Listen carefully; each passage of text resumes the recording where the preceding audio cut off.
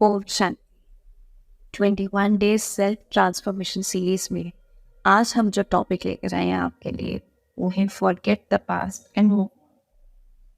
सुनने में आसान लगता है लेकिन करने में मुश्किल अनुभव होता है। हम में से बहुत ये बात कहते हैं कि हम अपने पास्ट को भूलना चाहते हैं। सुबह क्या खाया वो याद नहीं रहता, लेकिन 10 साल पहले क्या हुआ भूल नहीं पाते। और इसीलिए कई लोग कंप्लेंट करते हैं कि जो चीज़ हम याद रखना चाहते हैं वो भूलते रहते हैं और जो भूलना चाहते हैं वो बार बार याद आती है। तो इसका कारण क्या है? और चाहकर भी हम नहीं भूल पा रहे हैं, कैसे उन बातों को भूलें? क्योंकि जब जब वो बातें, जो वो बैड एक्सपीरियंसेस हैं कुछ लोगों के साथ, कुछ सिचुएशंस हमारे जीवन में ऐसी आई, कुछ ऐसे मोमेंट्स हुए जिनको बार बार जब वो याद आते हैं तो हमारा मन जैसे फिर से कड़वा हो जाता है। हमारे वो भावनाएं फिर से ऐसे महसूस होता है कि जैसे आज ही हमारे साथ वो सब कुछ हो रहा है। तो क्या करें इन सब बातों को भूलने के लिए? तो आज मैं आपको एक ऐसा दृष्टिकोण दूंगी, क्योंकि परिवर्तन करने के लिए पहले रियलाइजेशन करना बहुत ज़रूरी है। जब महसूसता की शक्ति हमारे अंदर आती है, हम खुद से उस चीज़ को महसूस करते हैं, तब हमारे अंदर परिवर्तन की शक्ति आती है। ऐसा नहीं कि हमको पता नहीं है कि पुरानी बातों को भूल जाना चाहिए, लेकिन फिर भी हम चाह कर भी उसको रियलाइज नहीं कर पाते हैं कि उन चीज़ों की वजह से हमारे साथ क्या।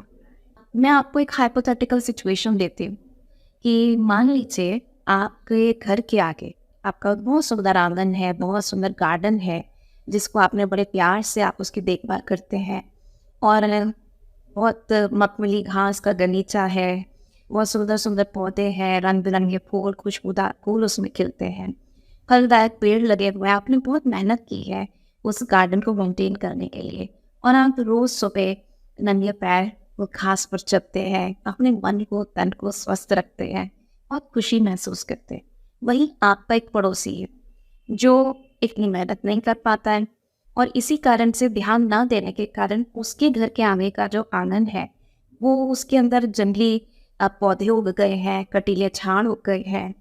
अब उसको आपका गार्डन देखकर थोड़ी जेलसी होती है, तो वो एक दिन क्या करता है, सुबह सुबह आपके गलीचे जैसी घास पर अपने आंगन के कुछ कांटे निकाल कर, एक कांटे की स्टेम निकाल कर आपके आंगन में फेंक दे।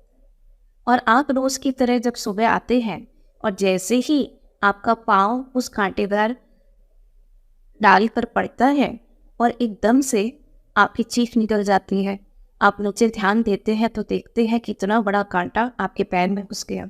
आप दर्द महसूस करते हुए उसे बड़े ध्यान से निकालते हैं, खून बह रहा है, और आप समझ जाते हैं देखते कि ये पड़ोसी के घर का कांटा है। अब आपके पास 3 ऑप्शंस हैं, आप सोचकर बताइए आप क्या करेंगे।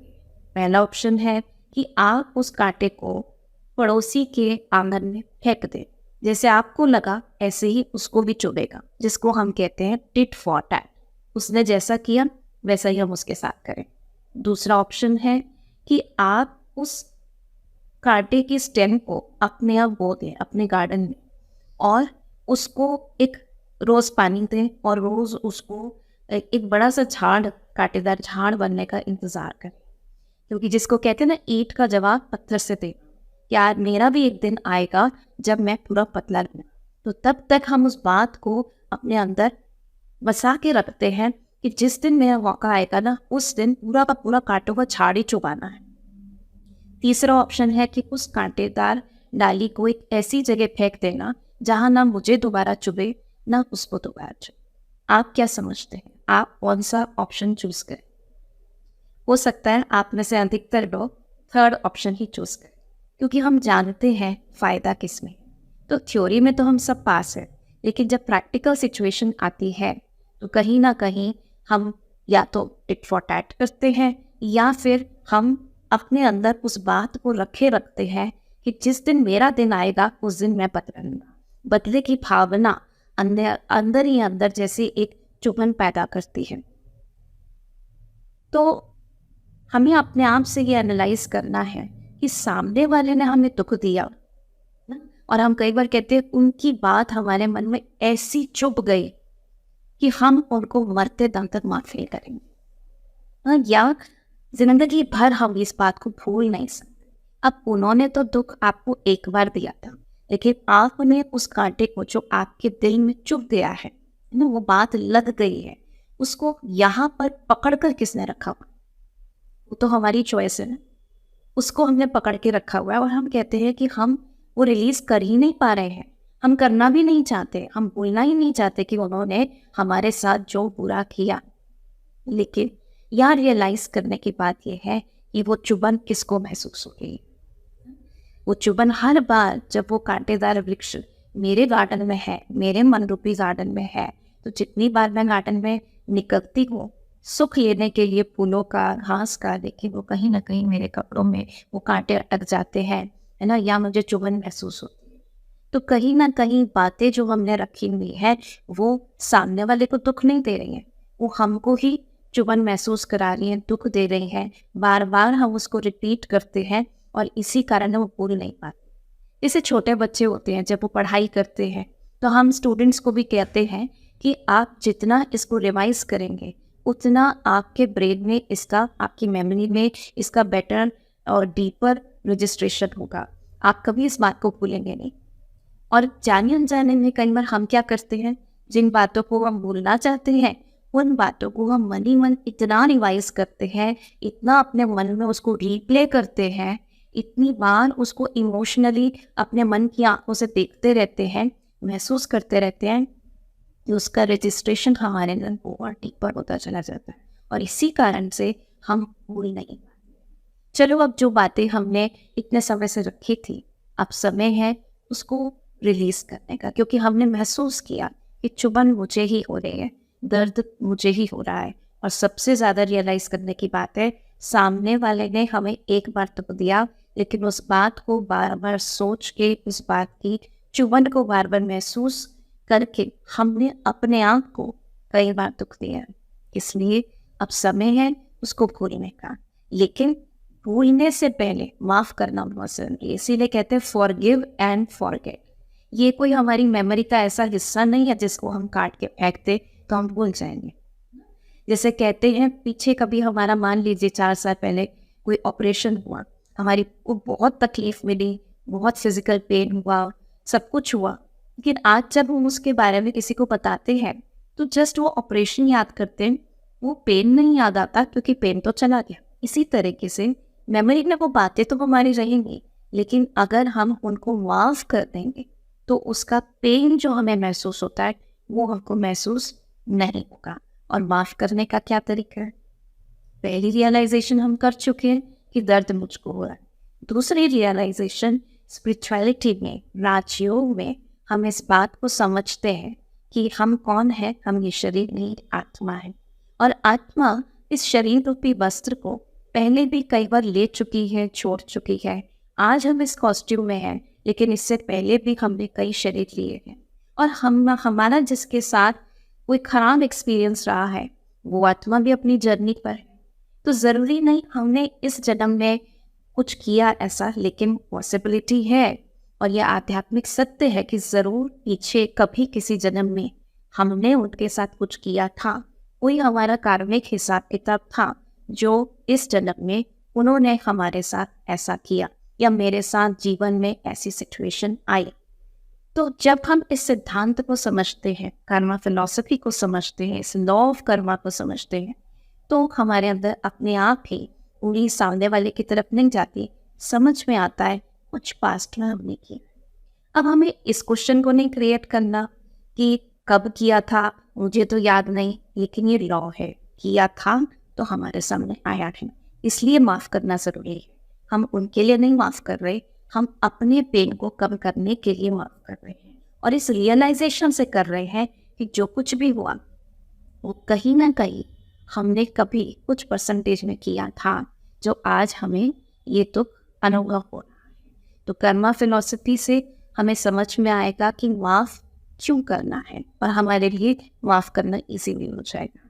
और इस बात को तो हम भली भांति जानते हैं कि जैसा हम सोचते हैं उसका सीधा असर पहले मेरे शरीर पर होता है। जो भी हम सोच रहे हैं, हर थॉट वाइब्रेशंस के फॉर्म में हमारे शरीर का एक एक सेल उसको कंज्यूम कर रहा है, एब्जॉर्ब कर रहा है, और वो एनर्जी सामने वाले के पास तो बाद में जाएगी, लेकिन पहले मेरे शरीर पर इसका। तो अपनी मेंटल हेल्थ के लिए, अपनी फिजिकल हेल्थ के लिए, एंड मोस्ट इम्पोर्टेंटली अपने प्रेजेंट को अच्छा करने के लिए, पास्ट की बातों को समझकर, उसके स्पिरिचुअल राज को समझकर हम अगर उनको दिल से माफ़ कर देंगे ना, तो हमारे लिए भूलना, उस पेन को भूलना आसान हो जाए। और इस क्योंकि हमने इस पेन को मन में बहुत बार रिपीट किया है, तो अब हमको क्या करना होगा, भूलने के लिए भी एक दूसरी मेमोरी क्रिएट करनी पड़ेगी और उसको कई बार रिपीट करना। क्या मेमोरी क्रिएट करनी पड़ेगी? सामने वाली आत्मा की विशेषताओं को अपने मन में रिपीट कीजिए। अभी तक हमने उनकी कमजोरी को, उनकी गलतियों को रिपीट किया। अब उस फाइल को इरेज करने के लिए और नई फाइल उस पर चढ़ाने के लिए, नई रिकॉर्डिंग करने के लिए हमें क्या करना होगा, उनकी विशेषताओं को देखें, उनकी अच्छाइयों को देखें, कभी उन्होंने हमारी कोई मदद करी हो, उस बात को बार बार अपने मन में रिवाइज करें, ग्रैटिट्यूड को लेकर आए, किसी भी सिचुएशन में अच्छा क्या था, पॉजिटिव क्या था, उन चीज़ों को बार बार रिपीट करेंगे तो हमारी पुरानी फाइल इरेज हो जाएगी और नई रिकॉर्डिंग, अच्छी रिकॉर्डिंग शुरू हो जाएगी जो हमारी बॉडी को और ही हील करेगी, हमारे रिश्तों को हील करेगी। तो इसलिए आज एक कदम उठाते हैं अपने ट्रांसफॉर्मेशन के लिए, इस बात को रियलाइज करते हैं, माफ हम अपने लिए कर रहे हैं उनके लिए। तो फॉरगिव एंड फॉरगिव। चलिए 2 मिनट मेडिटेशन में इसका अभ्यास कर। ओम शांति। अपना ध्यान अपने मस्तक के बीच में चमकते हुए सितारे पर ले जाए।